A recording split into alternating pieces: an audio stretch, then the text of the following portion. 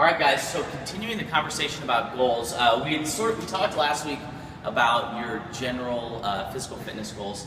Now I kind of want to talk a little bit more about your performance-based goals. So how do you know if you fall into this category? If you fall into this category, you're coming 5+ days a week.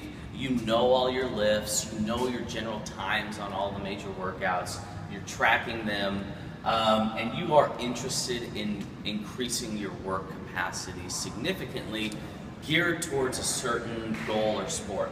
So that's how you kind of know if you fall into this category. You don't have to have aspirations to compete in CrossFit or compete in weightlifting to be in this camp.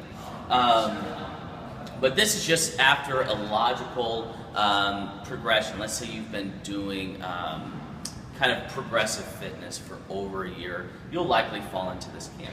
So, first step, if you have a performance-based goal, you need to pick your sport. So I can't emphasize this enough. This can be anything. It can be triathlons, obstacle course races, it can be weightlifting, it can be powerlifting, it can be being really good at CrossFit.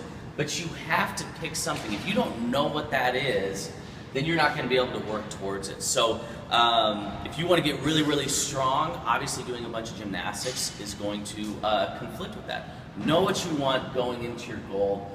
And then secondly, once you've picked what you want to do, you need to kind of evolve your life outside the gym around that. Mainly sleep and food. So, if you want to get really, really good in the gym, you're going to have to change the way you sleep. So if you want to prioritize getting strong, you're going to have to sleep a little bit more. If you want to come in the morning and get 2-a-days in, you have to get to bed early enough, and you have to eat in a way that's going to guide you towards that performance. Honestly, that's just a way of trial and error. It's not going to be strict paleo, it's not going to be zone, it's probably going to be something in between those. So pick what you want to do, and then gear the rest of your life going towards that goal. Let's see. Secondly, once these are all in place, we're going to talk about movement.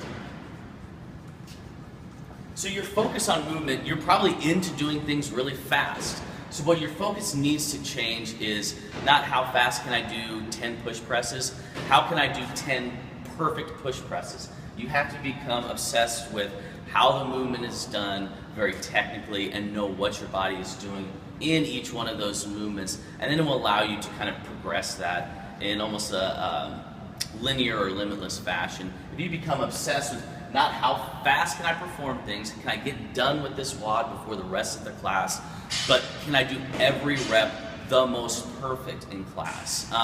That becomes an important distinction when it comes to competition. Lastly, I would say, just like with general fitness, you need to have a date and a goal that you're working towards. So I'm going to say this is going to be an event.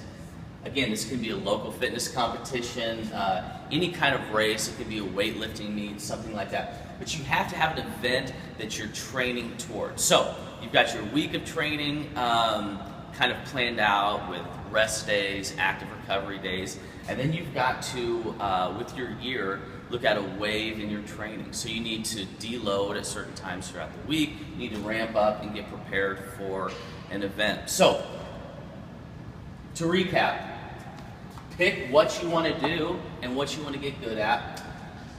Then you need to kind of turn your life, focus on that. If you actually want to achieve those goals, become obsessed with quality movement, not fast movement. So your WOD times will probably go down during this time while you learn how to move better. Lastly, pick an event and gear that entire year towards that event.